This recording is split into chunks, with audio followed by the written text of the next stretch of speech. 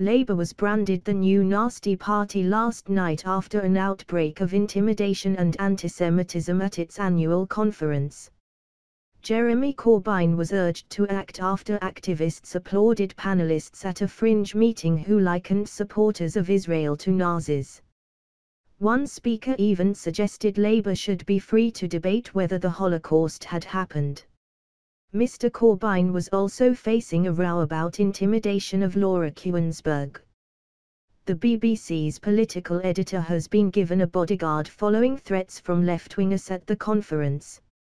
A Labour shadow minister yesterday claimed using an ex-soldier for protection was a ploy to demonise hardliners. Chris Williamson, who is a close ally of Mr. Corbyn, refused to say whether party members who abused Ms. Kuenssberg should be expelled.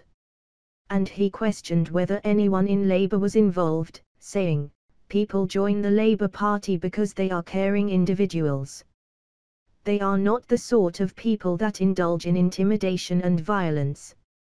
But Andrew Percy, a former Tory minister who has also been the target of anti-Semitic abuse, last night described Labour as the new nasty party. He said Labour appeared to be in the grip of a frightening cult.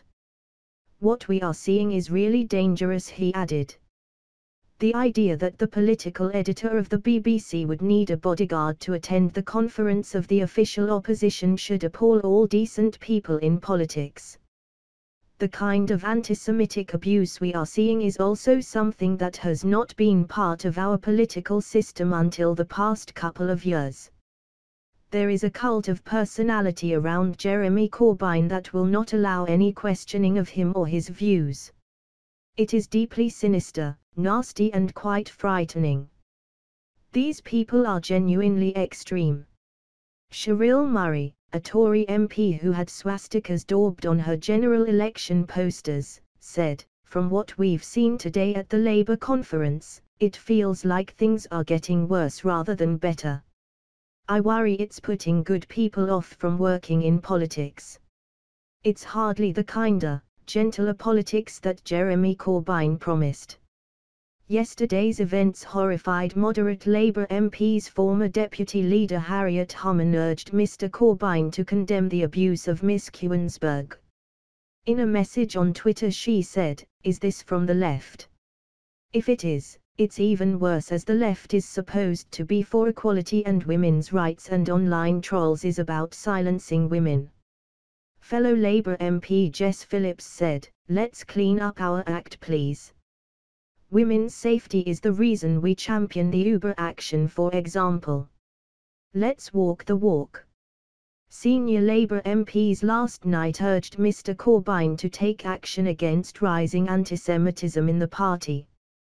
John Cryer, who is chairman of the Parliamentary Labour Party, said some social media postings from supporters were redolent of the 1930s and made your hair stand on end. Labour denies building a personality cult around Mr. Corbyn.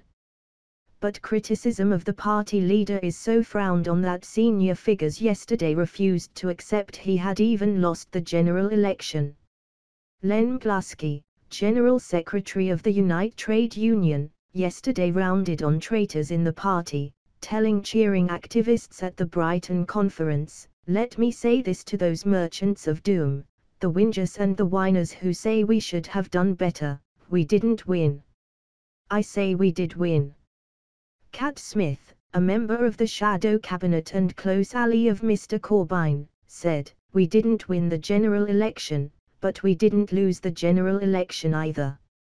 Mr. Corbyn has previously faced criticism for failing to deal with anti-Semitism, including failure to expel former London Mayor and ex-Labour MP Ken Livingstone for claiming that Adolf Hitler supported Zionism.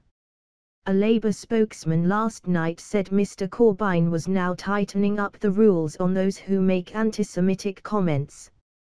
He said the party condemns anti-Semitism in the strongest possible terms and will not tolerate Holocaust denial.